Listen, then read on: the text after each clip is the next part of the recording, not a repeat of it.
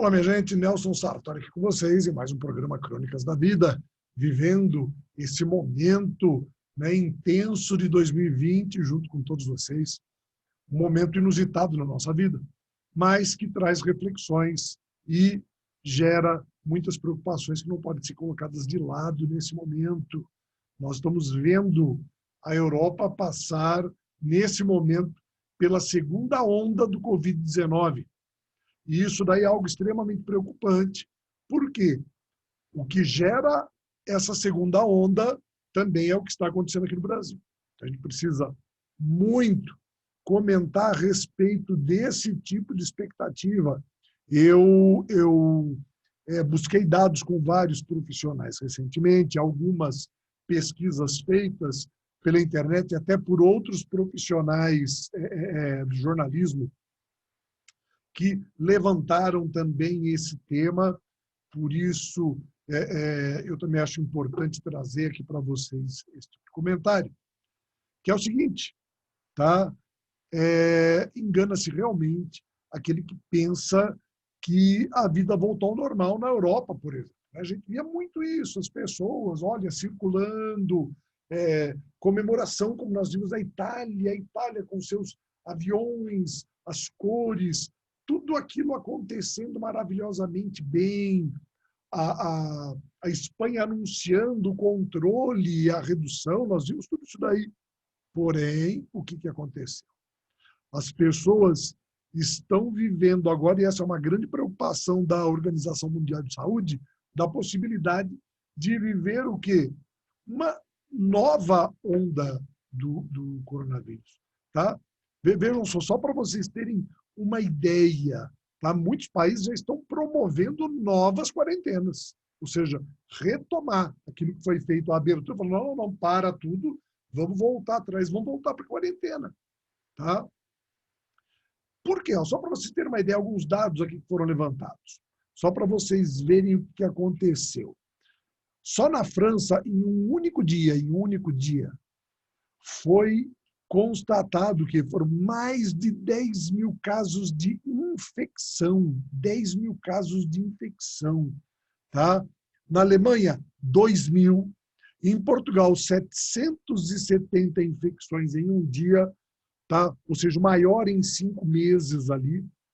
A Espanha, novamente, tendo Madrid como que o epicentro da pandemia de coronavírus. Então, vejam, muitos comemoraram e a estrutura retomou.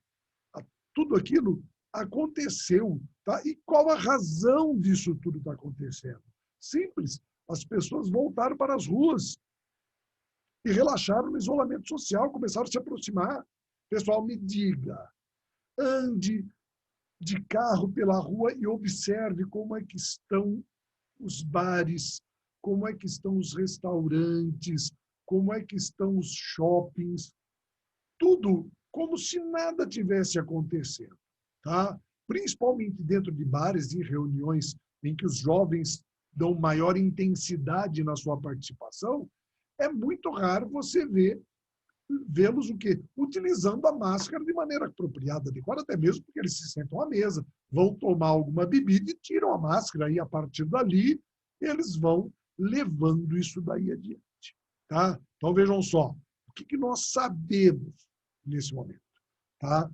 É que isso tem e traz um grande risco, que é o que? A quebra de uma relativa e suposta estabilidade, tá? Quanto ao número de óbitos, quanto ao número de contágios, mas que a gente está percebendo que isso tudo pode virar novamente. Né?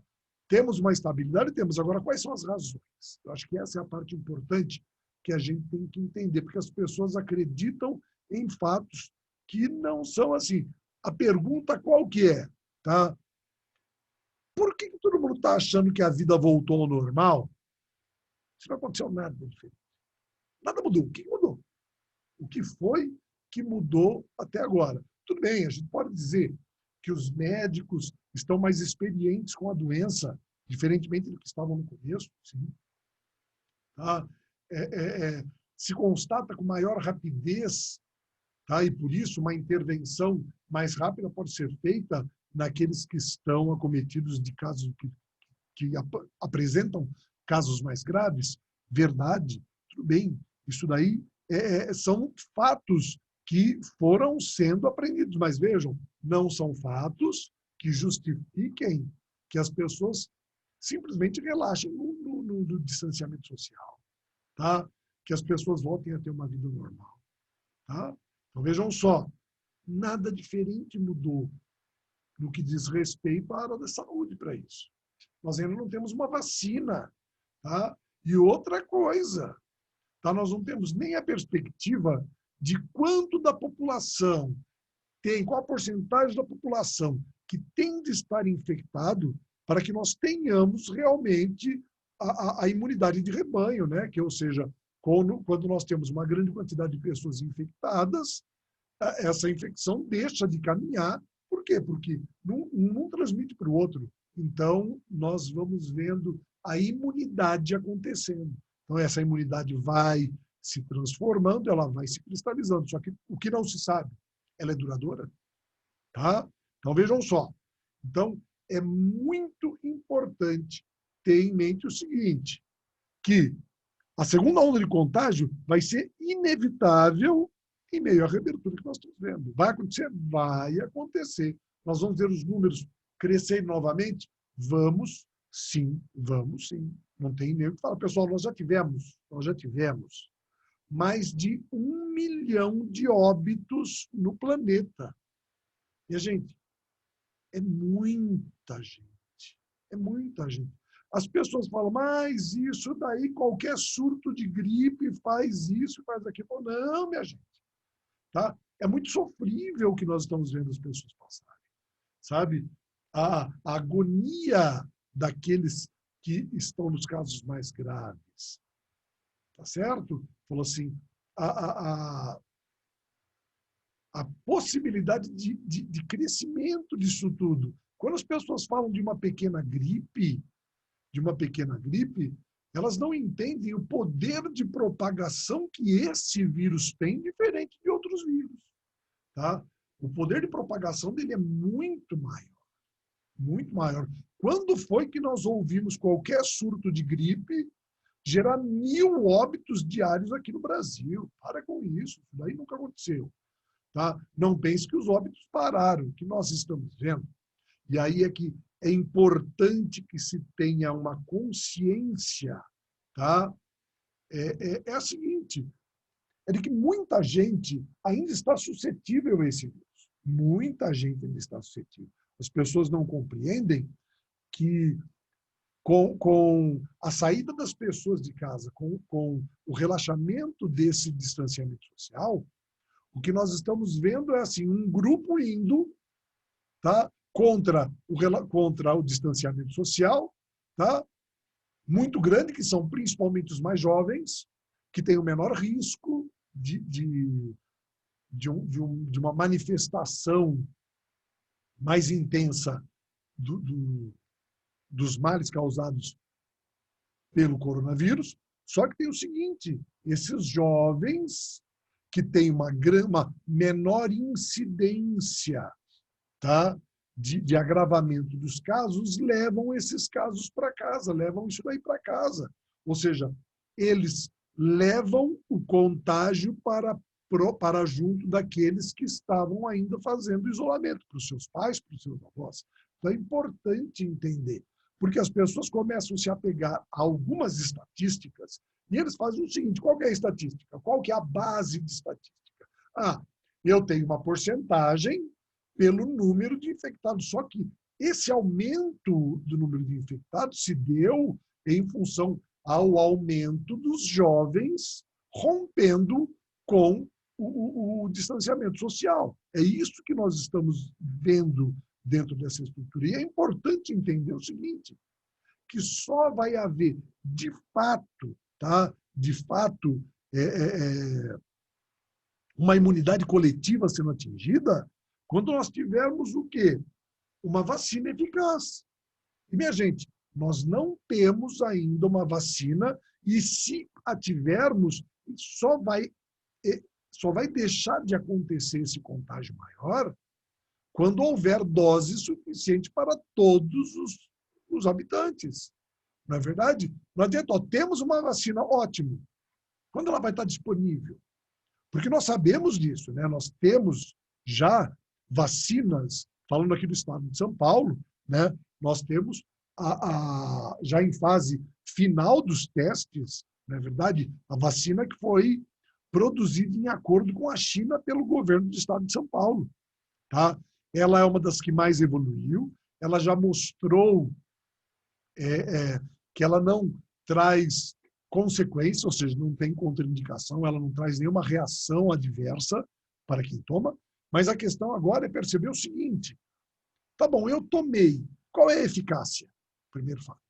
Tá? Segundo, por quanto tempo eu vou manter eu vou conseguir manter a minha imunidade? Porque eu estou imune agora, tomei minha vacina, ela vai ser permanente? Sim, vai ser permanente? Ou será que ela vai ter um prazo de validade? Será que eu vou ter de tomá-la a cada 6 meses, a cada 1 ano? Então, nada disso ainda é claro.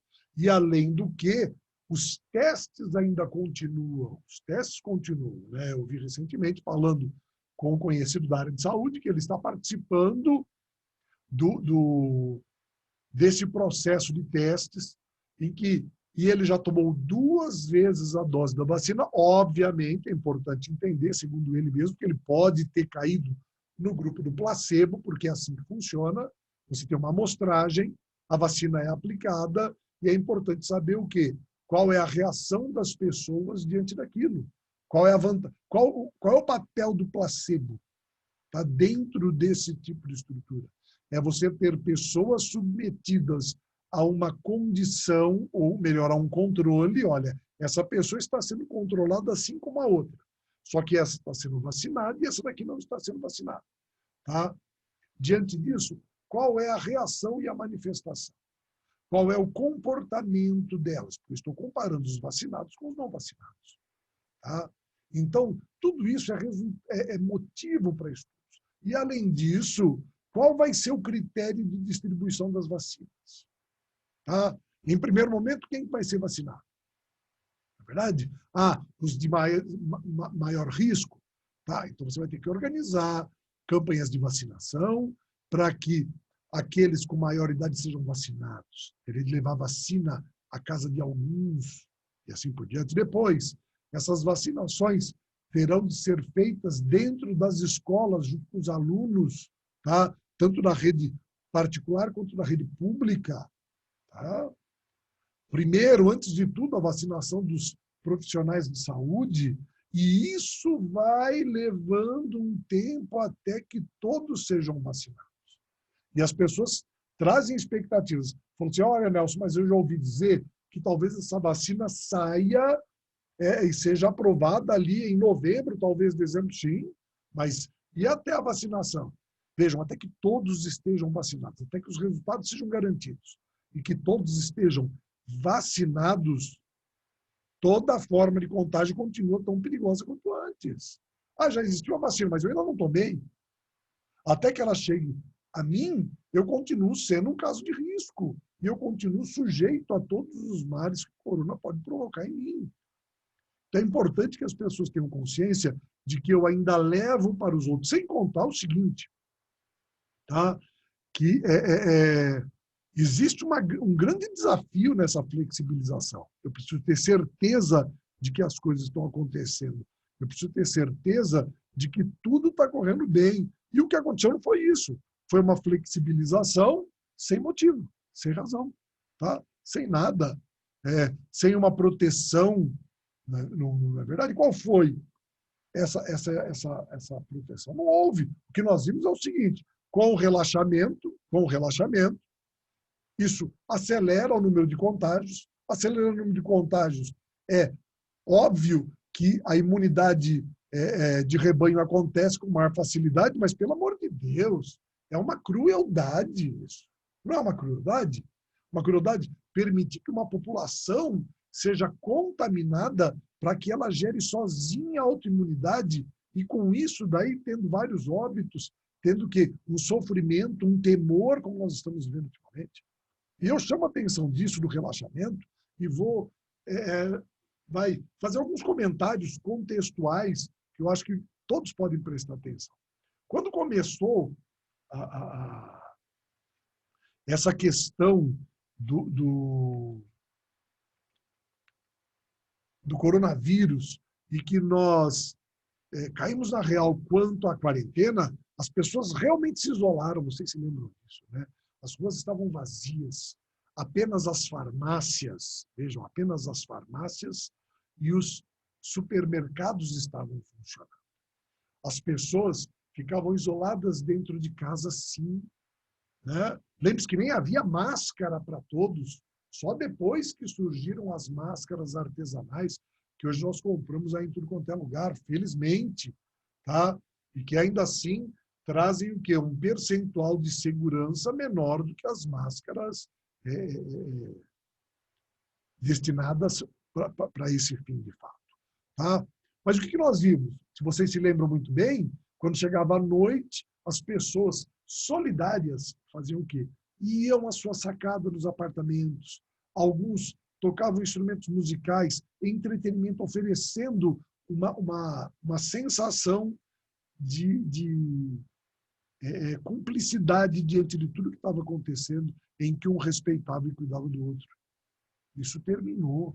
E terminou por quê? Porque as pessoas se cansaram, as pessoas desanimaram, as pessoas criaram uma expectativa sem base, sem fundamento, de que tudo se resolveria rapidamente e que então seria possível, sim, abandonar os cuidados importantes e voltar às ruas, tá? Na expectativa de que rapidamente as coisas acontecessem. Mas é importante entender o seguinte, que quando nós falamos de estabilidade, e vamos falar de estabilidade aqui no Brasil, tá? O que nós vimos?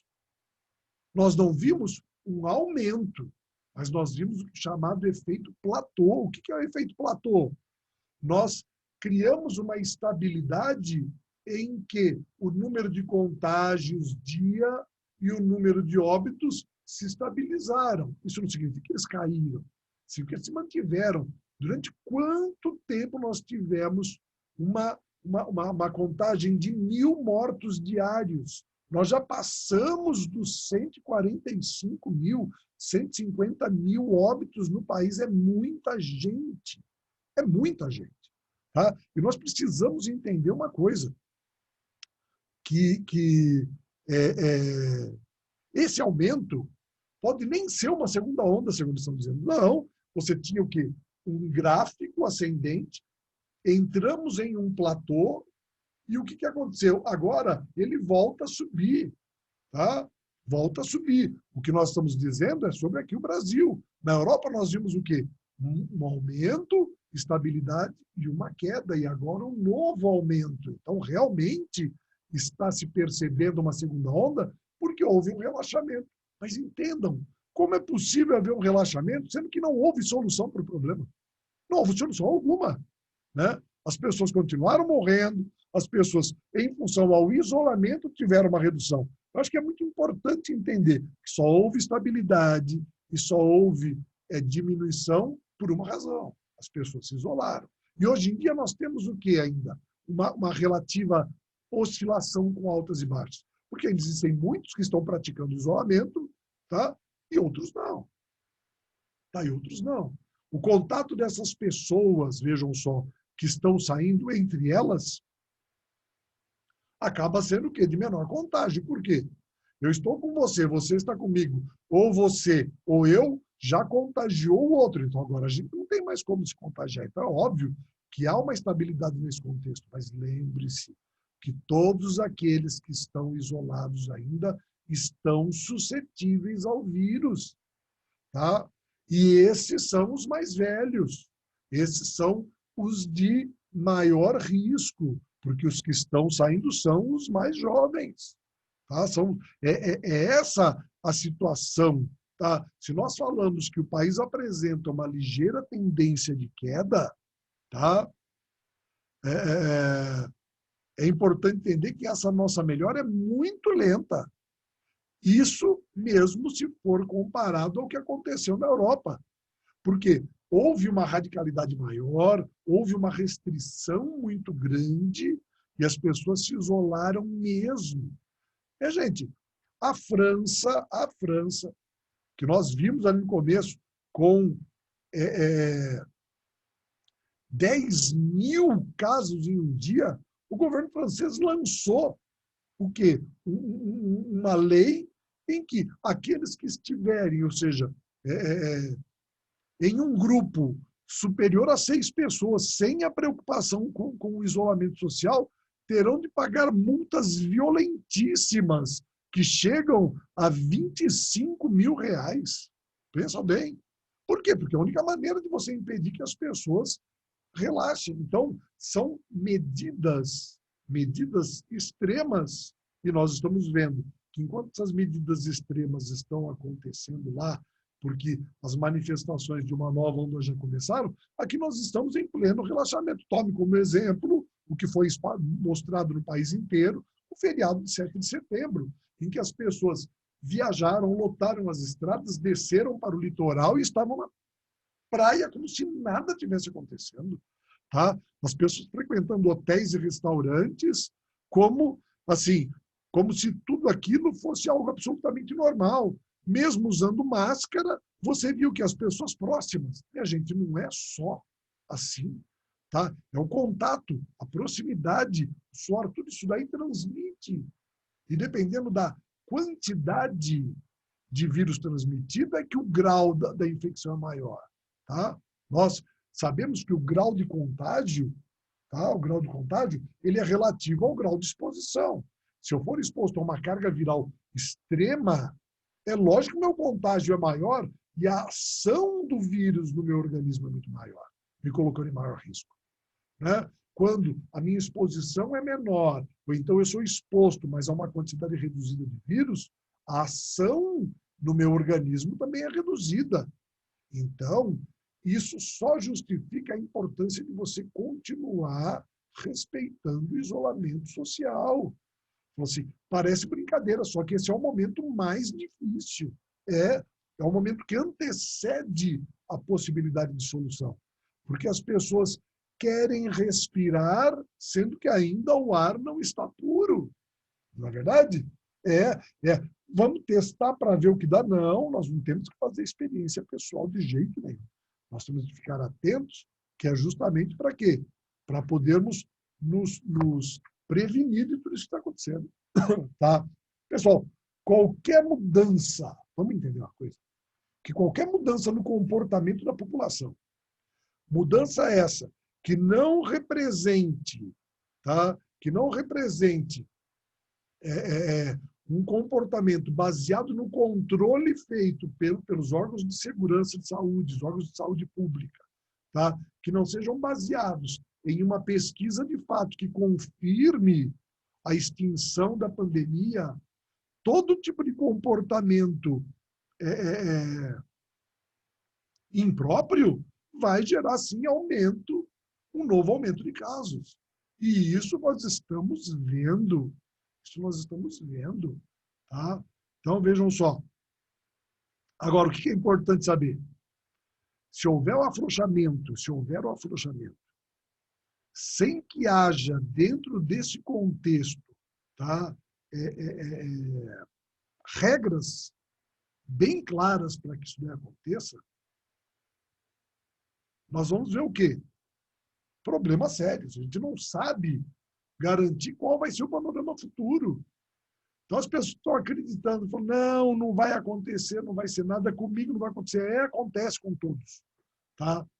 Como a exposição dos mais jovens aumentou, nós estamos vendo uma incidência muito grande de infecções graves em jovens, sim, porque é a carga de exposição ao vírus. Tá? É a carga. Isso também é representativo. A exposição a uma carga viral muito intensa pode causar danos, assim como para aquele que é mais suscetível, porque tem a sua imunidade reduzida. Então, vamos entender que é o momento de pensar, sim, na nossa saúde, mas ficar atento para tudo que está acontecendo. Nós já passamos 7 meses, praticamente, trabalhando, sobrevivendo da melhor maneira possível. Não é o momento de relaxar, é o momento do quê? De criarmos uma consciência e de sustentarmos, apesar de toda a depressão, apesar de todo o negativismo que as pessoas estão vivendo, de todas as frustrações, de todas as inquietações. Tá? Eu acho que mais do que nunca é o momento da gente tentar buscar essa paz interior, buscar essa paz na convivência com as pessoas, buscar principalmente ter paciência e compreensão com tudo que está acontecendo com aqueles que estão ao nosso lado. Nem todos conseguem lidar com maturidade diante da situação, nem todos. Então é importante o quê? Que isso seja esclarecido. Foi esse o papel, foi essa a intenção do nosso programa de hoje, trazer para vocês um alerta de que o perigo pode estar maior nesse momento e ele pode causar danos muito maiores se nós relaxarmos em tudo aquilo que nós fizemos até agora. Nós passamos por momentos difíceis e nos sacrificamos. É hora de perseverar em tudo isso, manter o distanciamento, permanecer em casa o máximo possível. Para quê? Para que a gente consiga, sim, aguardar o momento em que chegue uma vacina, em que a imunidade atinja a todos e que nós aí sim possamos voltar a ter hábitos normais e uma vida normal. Tá certo? Um grande abraço a todos vocês e até o nosso próximo programa.